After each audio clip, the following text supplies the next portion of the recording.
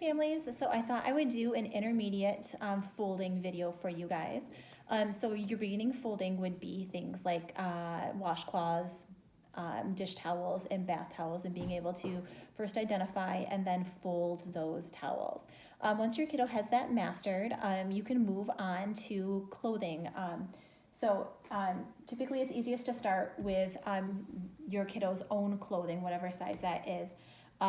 Because that's typically about the size that they're able to handle. So if you have a little kid who's folding, an extra large shirt, that's a pretty significant amount of fabric to be able to handle.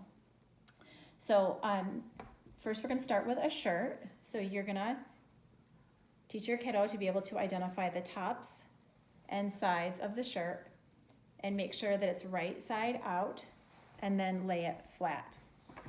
So make sure that your seams are smooth, and you want to smooth out left to right and top to bottom. Okay. Lots of our kids want to pat to be able to get the wrinkles out, and that's only going to push those wrinkles in further here. So this shirt doesn't have sleeves.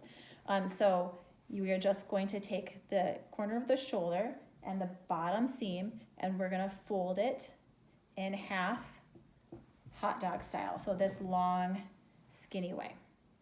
If your kiddo has some trouble being able to match the shoulder and the bottom seam up, sometimes it's easier if you pick it up by both shoulders and fold it shoulder to shoulder, and then put your finger in the collar and give it a little shake and lay it down, and you still have that hot dog style shirt. And then you're going to want to continue to smooth those wrinkles out and make a crease down the center. Then you're going to fold it bottom to top, hamburger style. So that's how typically we teach folding a shirt. And then we're going to make a pile and set it aside. Okay. So if we have a long sleeve shirt, we're going to do the same process, being able to find the top shoulders, right?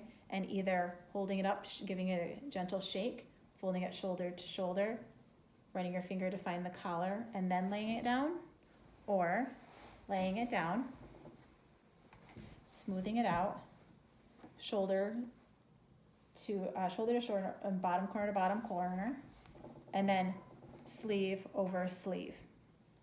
Either one of those is fine. And then you're going to continue to smooth out.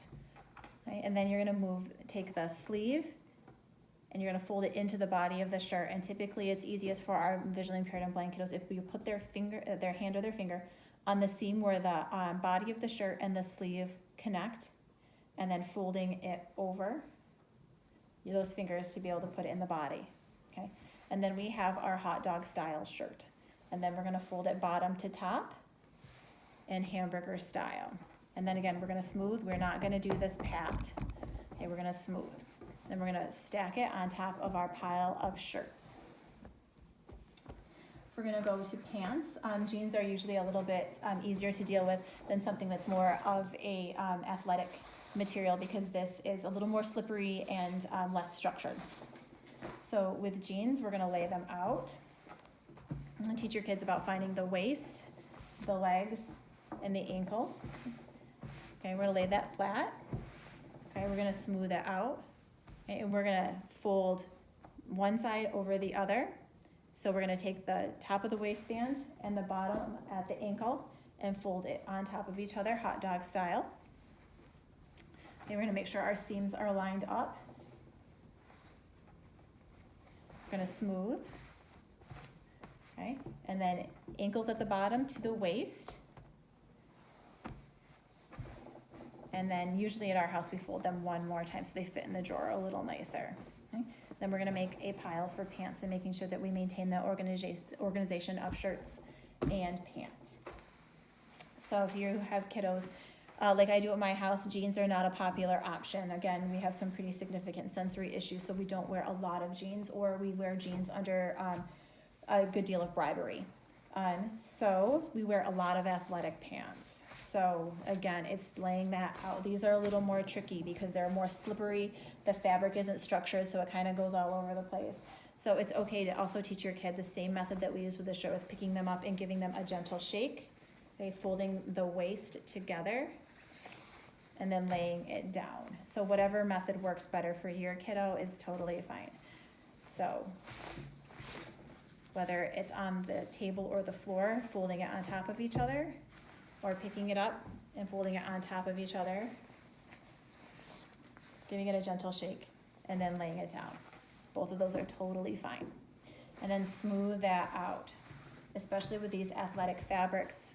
This is really important to smooth top to bottom and left to right. And then same method. Okay, we're gonna fold bottom to top, and then one more time. So those are kind of some of your intermediate folding techniques. Making sure that your piles stay organized so that when your kiddo goes to put their laundry away, it's easier for them to just pick up the entire pile of shirts and put those away, the entire pile of pants to put them away. And if you guys use a different folding method for your clothes, that's totally fine. This is just what we do at our house and what we found is easiest for most of our visually impaired and blind students to be able to learn. But if you use a different technique, that's totally fine. Laundry is very personal. So feel free to teach your kiddo that way. If you need help or need additional tips and tricks, please feel free to reach out and let us know. Thanks.